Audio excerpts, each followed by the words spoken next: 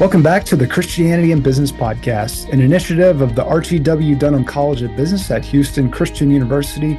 I'm your host, Darian Shear, and this is a show that helps Christian business leaders to integrate biblical values into business. On this episode, we're joined by Dr. Paul White. Dr. Paul is a best-selling author, having sold over 600,000 books. He's a speaker, psychologist, and leadership trainer who makes work relationships work.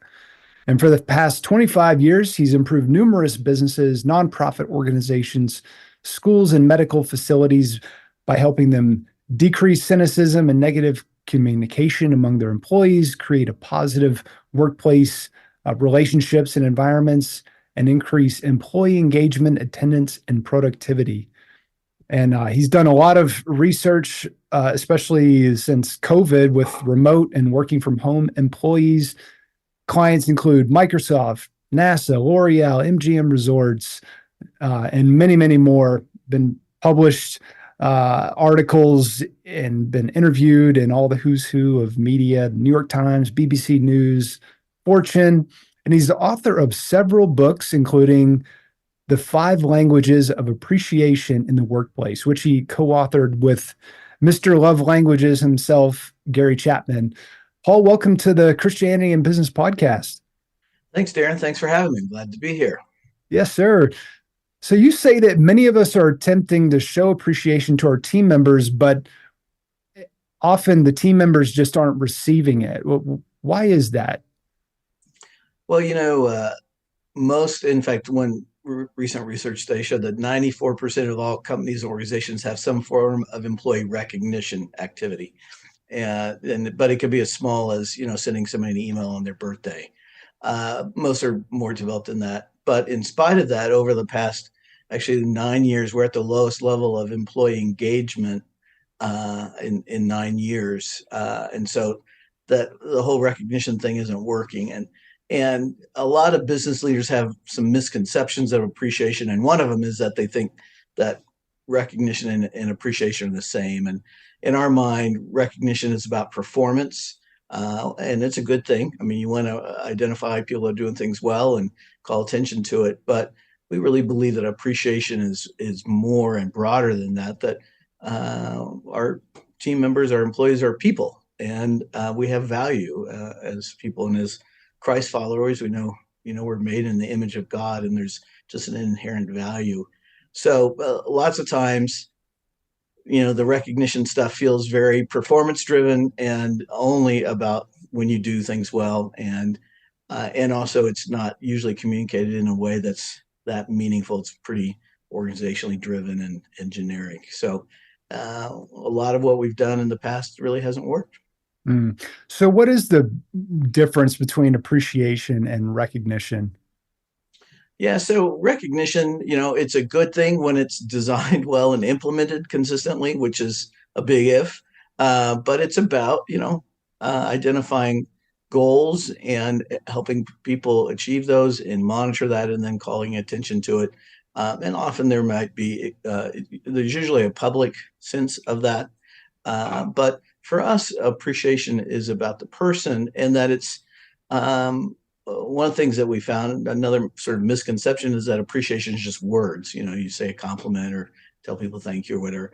And in our research with over 400,000 people, we found that words is less than half of employees' primary way they want to be shown appreciation. So if you only use words, you're sort of missing people. So, a core concept for us is that, not everybody feels appreciated in the same way. And so you need to show it in the way that's meaningful to them. And it needs to be specific, as well as not always just about, getting things done. And sometimes that's hard for leaders to get past. It's like, we have to work and get past things. I mean, I guess one sort of barrier that we have to overcome is that a lot of leaders think that appreciation is just about making people feel good.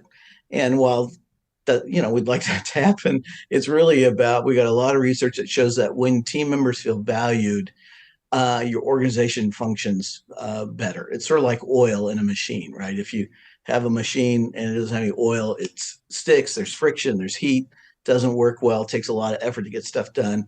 And we see appreciation being the same way, that it helps team members work together well and get things done. And a lot of good things happen, including reducing turnover, reducing absenteeism, improving employee engagement, improving staff morale, improving customer service ratings.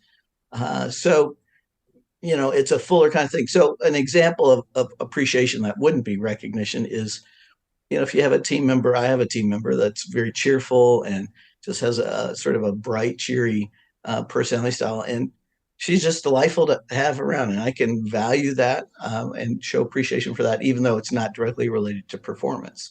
And so there's other things outside of work too that we can value that aren't, related to recognizing good work. Yeah. So is it fair to say that recognition is sort of a subset of appreciation, and appreciation is more of the umbrella? Yeah, it could look that way. There's clearly an overlap. I don't know whether it's a subset, but there's a huge overlap, because you can, because you can recognize people and not appreciate them, unfortunately.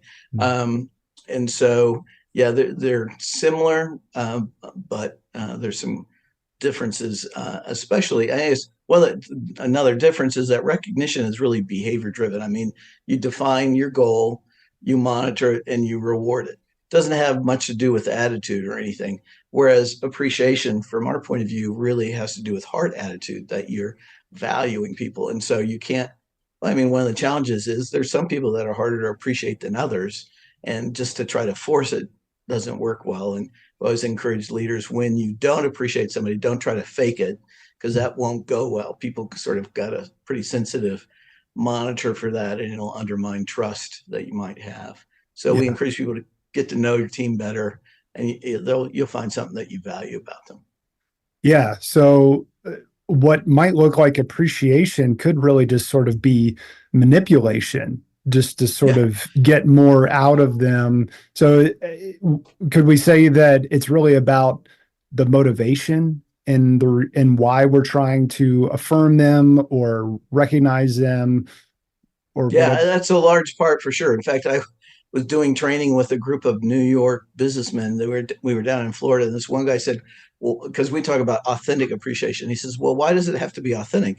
If you can get them to believe that you appreciate them, but you don't, and that was manipulation. And we had a hard talk about that in front of his team. He happened to be a marketing guy, and so he was coming from that perspective. And I asked his team, and he kept pushing me on this. And I said, okay, let's check. I said to his team, so what happens if he shows appreciation to? They said, we don't believe him now. So it wasn't working. But yeah, it clearly has to do with motivation and heart attitude. Yeah, because to be motivated to truly show your appreciation for somebody, you're also going to be thinking about, how are they going to receive this? And not just, oh, well, I like words of affirmation, therefore I'm just going to give words of affirmation to everybody. And yeah, that's probably going to be easier to do than, for example, if you're not a quality time person, then your default is just going to be words of affirmation. How did the love languages come into play?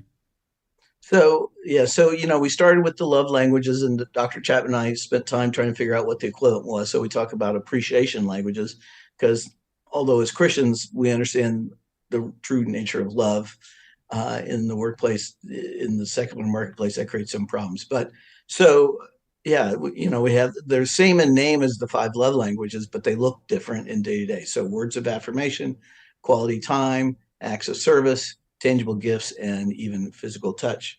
And it's important. It's sort of like that issue of, consider the needs of others as well as your own, right? That it's natural for us to sort of start by showing appreciation in the language that's most important to us. But one of the things I tell leaders is, if you just do that, show appreciation in your ways, you're going to wind up having a bunch of mini yous around you. And you may be great and wonderful, but you need different kinds of people to be successful in business and have a well-functioning team. So yeah, a key part, and that's why we developed our assessment. It's an online assessment. There's a code that comes with the book, or we've developed a more full, expanded version for different work settings that identifies not only the language but the actions that are important. Because that's one of the discoveries we found over time, was that just knowing a person's language doesn't mean you'll hit the mark. Because take, for example, quality time. For those of us that are older, quality time meant, individual focused attention from a supervisor or boss, that we would get to talk with them, share observations, learn.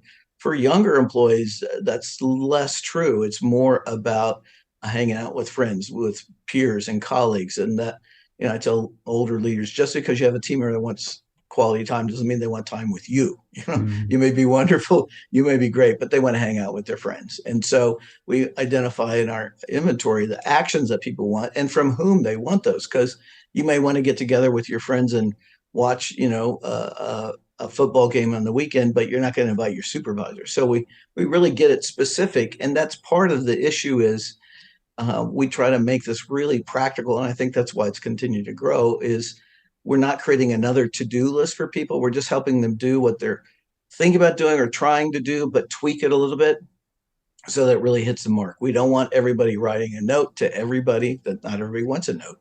And so to find out exactly what each person wants. Yeah. So it's not about the CEO or the manager trying to be the one to deliver, to personally deliver these love languages, but it's more about the organization making sure that they know the needs of their people and that the needs are being met Yeah. through Yeah. from the organization on some level, right? Yeah. Yeah. That's another misconception leaders often have, is that they feel like, okay, they got to do all this. I mean, we want them to be involved, but really, we want to teach and train, and that's our focus. We have developed an online train the trainer course that people within the organization can take, and then they can lead work groups through the process, a half day maybe of training of how to show appreciation in the ways that are meaningful to one another, and really empower team members, because it's not organizationally driven down chart, because that way, it never goes up the chart that way. And also it allows appreciation across departments. Like somebody in accounting, can appreciate somebody in IT helping them out with a computer problem. They don't report to each other, but they value that the other person helped them out. So it really frees it up, and it's person to person. So it could be from, the administrative assistant in one area to a supervisor in another who helped solve a problem. Yeah.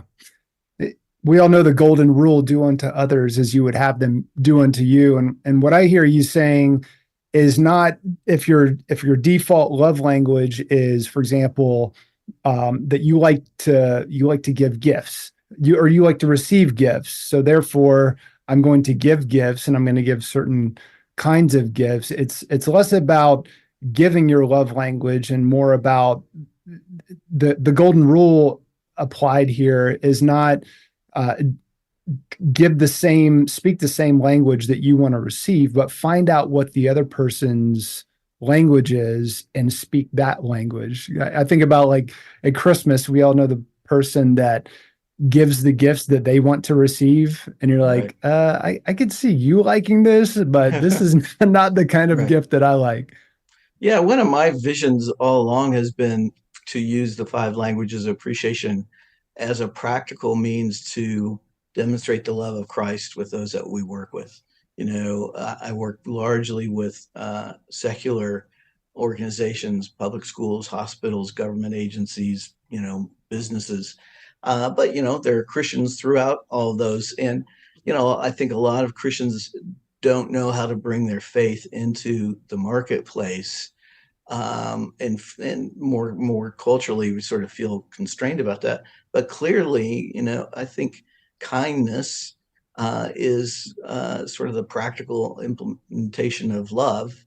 And if we can show kindness and encouragement to people in the ways that are meaningful to them, it can really create a relational connection. In fact, I mean, that's why people don't leave when they feel valued, because we have research that shows that most people leave a job not for more money, but they leave it because they don't feel valued and appreciated. So you can create a stickiness, a connectivity with your team by showing appreciation to them and teaching them how to show appreciation to one another. So think about the bond, the strength of the bond that's stronger uh, between, let's call it 6 people, and you draw strings all across that versus just you and one person. When people care for each other, they're more likely to stay and things work well. Yeah. So for those who are not familiar with the 5 love languages, words of affirmation, quality time, acts of service, tangible gifts, physical touch. And I know that you've studied the distribution of these gifts across Right.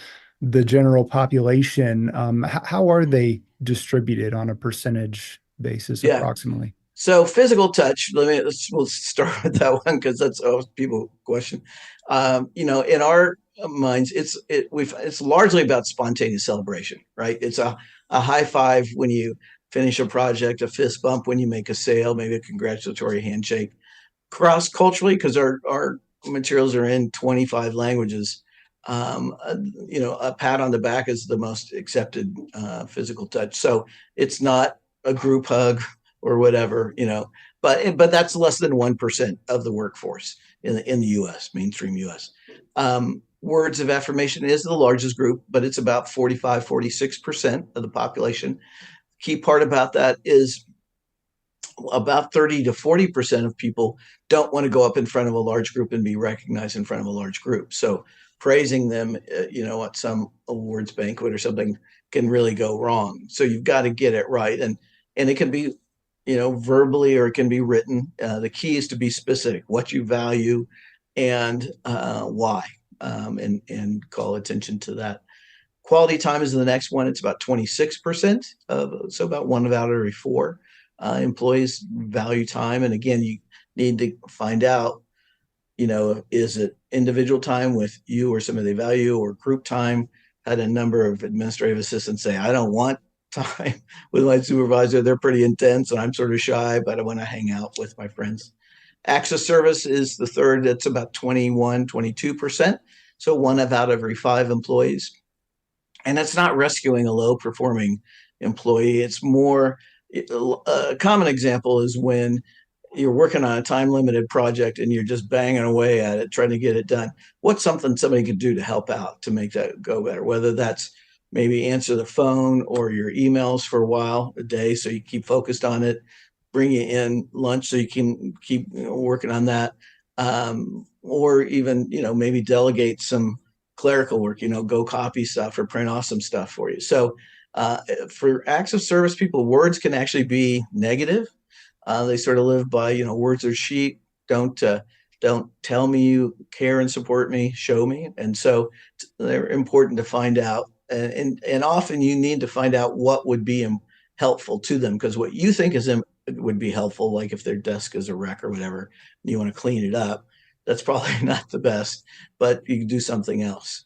And then tangible gifts, which is used a lot in rewards and recognition programs, is actually the lowest. It's about 7%, 6 to 7% of the population choose tangible gifts as their main way to be shown appreciation. So companies waste a lot of money on giving things that people don't want. They're going to take it, but it's not going to have the impact. Now, tangible gifts can have more impact if they're paired with one of their other languages. So that if it's time or words, that you do it. Key thing about gifts, it has to be personal. If you're giving the same thing to everybody, that's fine, but it's not having much impact, because for people that value gifts, it's the thought that counts. It's that you've taken the time to think about what they want and try to figure that out. So it's pretty key.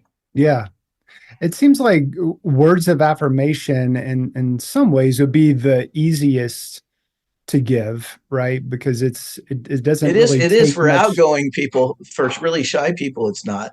And so we teach people how to do it in a written form, because that way you take away that face-to-face kind of thing, and you sort of control the timing of it, can think about your words and all that. But yeah, that makes sense. Generally speaking, I think words is the easiest to implement. Yeah, I mean, because time, service, gifts, those are going to require some of your most precious resources. Right. right? So I wonder if it's just how the supply affects the demand. I think there's part of that. I think it's also been part of our acculturation in workplaces to use words, and because and I think it's changing some, although not all. I mean, there's been boundaries around work and non-work, and I think COVID and the pandemic broke down a lot of that. We see that work affects our lives, and what's going on outside affect work, and so, and then obviously, working from home has sort of permeated that boundary. So I think there was some of it that time outside of work really wasn't allowed, and the type of work. I mean, if you're at the back of a machine in a factory, trying to spend time with somebody that doesn't work well, or even medical services. So there's some cultural issues that impact that as well. Yeah. And for those of us, and I know you've done a lot of research on this lately, especially since COVID, those of us who are leading remote teams, um, what is unique about the application of the love languages and appreciation in this environment? Well, in one sense, it's not that unique in that everybody still wants to be valued and appreciated. They feel appreciated in different ways. The specific actions differ, right? Because quality time, how do you spend time with, you're in two different settings. And so one of the things we encourage people is to, and we did research and found that people like to connect by video, not necessarily video conferences, but a one-on-one. And so, but when you're working from home or a remote worker, you don't know what they're doing, and so you don't want to interrupt them. So we encourage people to send a text or a chat or whatever and say, hey, I'd like to touch base. When would be a good time? And the other thing that really, and then you set that up and do it. The other thing that's important is that when we work together in the same space, there are times for informal conversations. Like I just had a team member and we were chatting about the Chiefs. We're Chiefs fans, and so and whether how well they're going to do or not in the playoffs. Well, when you have conferences, video conferences, there's not a lot of time for that usually. I mean, you're on task, you're doing stuff, and so we really encourage teams to get on a little early, because it's sort of like you go in the conference room at work a little early, 5 minutes early, or you stay a little late. So provide time for that, for people to chat some. Or sometimes you just have to proactively try to set up a time to touch base. But a key part about that is that it needs to be about personal life. That if you just ask them about a work project or whatever, doesn't really do anything. It's that people need to feel connected, that you care about them as a person and what's going on in their life, not just, are you getting your work done? Yeah. One of the things I started doing over the last year or so is with our virtual team, communicating with GIFs or GIFs, however you say it. And it, it's just something kind of fun, just a little more interesting than communicating the same message with just text. And Yeah. I actually had one of our new team members, as soon as I sent her one, she responded back and said, yes. It was something like yes, exclamation point. And she literally said, gifts are my love language. Huh. Yeah. Yeah. Why is that? There's a sense that we feel valued. We grow up in different contexts. And a lot of this comes from growing up, and, our moms made macaroni and cheese for us when we were sick, and, some comfort food works. Or, when we're going to bed, I know my wife and my daughter, they rub their kids' backs when they're going to sleep, and there's a sense of touch and being there and being accepted. And or working together, getting help on a project, or hanging out. I grew up fishing with my mom, and it was just quality time being together. So it's sort of formed as we grow up, and we just have sort of different, communication channels where the messages get through. Interestingly, we also find that people are most easily offended in that same language, because that's the channel. So words, if you just say a little something, that can really offend somebody or upset somebody, where somebody else, it bounces off of them. So it's an interesting dynamic. Yes, yes. And so, how do people find out what their team members' love languages are? And I know you've tell us about the assessment, which I think has been taken now by 400,000 people, right? Yeah, yeah. It's called the Motivating by Appreciation Inventory. All of our resources can be found at our website. It's appreciationatwork.com. It's the word at, not the at sign. So appreciationatwork.com. And it's under assessment. And it's the basic version identifies your primary, secondary language of appreciation, the least valued one, that's sort of your blind spot, specific actions that you like. Our more expanded version goes into how you don't want to be shown appreciation so people don't sort of make a mistake. And also, lots of those versions are specific to industries. So whether you work in a school, the action items are related to school settings or medical or professional trades, ministries, all different kinds of things. And and they're pretty low cost. It's $25 a piece, which in the world of work is not that much. And we also can create a group profile so that you can see and learn how everybody else wants to be shown appreciation. And it takes about 15 to 20 minutes to take, and then it generates a individualized report for you and others. And then we created an online train the trainer course with videos and handouts, facilitators guide, all that kind of stuff. So you can don't have to hire somebody to come in. We've got people you can hire, but you can do it yourself for your team or teams, and take people through on what this is about and how to make it work. Yeah, yeah. I also wanted to ask you about gift giving. So we just came through Christmas, and a lot of us gave gifts to team members and may or may not have done it the right way or the wrong way. Yeah. What is your counsel when it comes to gift giving in the Yeah. workplace? Yeah. Gift giving in the workplace is done terribly, usually, and especially around the holidays, because what happens, right? A fruit basket shows up from your printer, or one of your suppliers or vendors or whatever, and it's like, okay, I'll eat the fruit, but it doesn't have anything to do with you. So gift giving, couple things. One, it needs to be personal. So if you want to do it business wise, give a gift from you as a person to the person with whom you connect with at your supplier or customer or whatever. Secondly, we know that gifts are more impactful when they're not expected. Hmm. So don't give a gift at at Christmas. Wait until late January or early February. Don't do Valentine's Day. That might be misperceived, but sort of not expected, and it's about them. And so that takes some research. You talk to their assistant or a colleague and find out, okay, sports, I'm a Chiefs fan. I grew up in Lawrence, Kansas, where the Jayhawks are big in basketball. You give me a K-State thing, I'm going to find a friend to give it to because, you missed the mark. So you just do a little research and do it that way. And it's really about the thought. It doesn't have to cost a lot. In fact, I had a friend tell me a story. He went to a convention and found something that, I don't know, maybe it was like a Star Wars themed kind of thing. And it was free, and he took it back to a colleague who was a Star Wars geek, and it was cool, that he thought about him. So, yeah, unexpected and about being the thought. And a key thing to also know is that people that value giving gifts don't necessarily value receiving gifts at the same level.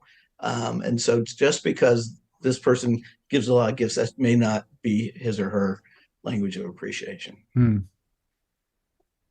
Dr. Paul, how do you explain the biblical basis when you teach this to Christians? We need the biblical language to think about appreciation. This is probably somewhat self-evident, but Yeah. what would you say on that?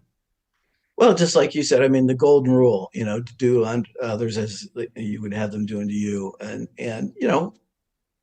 at a root level, we have to motivate ourselves, right? But at some point, we'd like to know that somebody else values what we do and who we are. And so that makes sense. And, I just think it's love demonstrated practically. I mean, being kind and being encouraging and positive. And there's lots of verses throughout, especially the New Testament, about encouraging one another. And in my mindset, appreciation is sort of about the past. You appreciate something that somebody's done or demonstrated. Encouragement is about the present or the future. We're coming alongside to encourage them and help them continue and keep going. So, I think it's just, to me, it just makes so much sense that it's trying to communicate love and encouragement in ways that are meaningful to other people in the way that's meaningful to them. Yeah. Well said. And so the book is The 5 Languages of Appreciation in the Workplace. Anything else you want to say to folks about how they can hear more, and give us that website URL again as well? Yeah, it's just appreciationatwork.com. And we have all kinds. It's sort of our mothership we've got stuff about assessment, about books in different languages, training materials. We've got a whole resource page of articles. We do research, have those there, podcasts, videos. So that's the place to go and explore. And I guess I would just say, in parting, that it's easy to sort of think about this, but I always say start somewhere with somebody.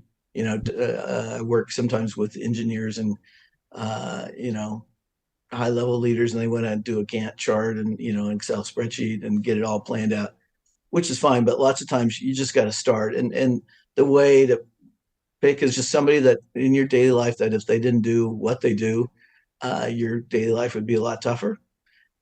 Sometimes we know that people leave when they don't feel valued. So you want to identify key team members you don't want to lose. And then people that are discouraged, that are just, running up against obstacles in their tasks and projects, and encourage them. So find somebody, use words. If you use it privately and be specific, that's usually going to go well. But then, find out, have your team members take the inventory, and then work on it together. Yeah. And I know you're not big on, having sort of blanket approaches to appreciation. But if there was something that we could, like, for example, I remember meeting this guy a couple years ago, and he said, one of the things that I'm really big on is sending people a happy birthday text. And I had maybe a 5-minute conversation with this guy, and he has texted me on my birthday every year. I honestly don't even remember his name, what he does, anything else about him, other than the fact that he texted me on my birthday. Like, it feels a little bit contrived and, right, systematic, but like, if there was something like that maybe isn't going to feel like that to the recipient, what's something that we could start to put into practice and start appreciating people in more tangible, memorable ways today? Yeah, 2 things. One is use a person's name. We like to hear our name. And if you're writing it, make sure you spell it correctly, because otherwise it doesn't feel real personal. And then secondly, and it can be very spontaneous. You're at the grocery store and the checkout person, and just look for something that you could call attention to. Say, that's a cool button you got, or I like your shoes, or, whatever it could be. And just little things, look for little things that you can call attention to their uniqueness and say, you've got a really nice smile. It's cool. I like it when you smile. So it doesn't have to be huge. It doesn't have to be about performance, but just something unique about them. And, don't make it up or contrive it, but, and you'll be amazed at the smile and response that you get just in that little sort of spontaneous interaction. Yeah, I love that. Dr. Paul White, thank you so much for helping us grow today and helping us to be more intentional about the way we show appreciation to those around us. Yeah, my pleasure, Darren. Thanks for having me. I'm glad to interact with you about this. We hope you've enjoyed this episode, and if so, we would greatly appreciate it if you'd leave us a quick rating and review for the Christianity in Business podcast on iTunes. You can get more information about HCU's Center for Christianity in Business and sign up to receive free access to all issues of the Christian Business Review Journal by visiting our website at christianityinbusiness.com. Thanks for listening, And remember to keep integrating biblical values into your business.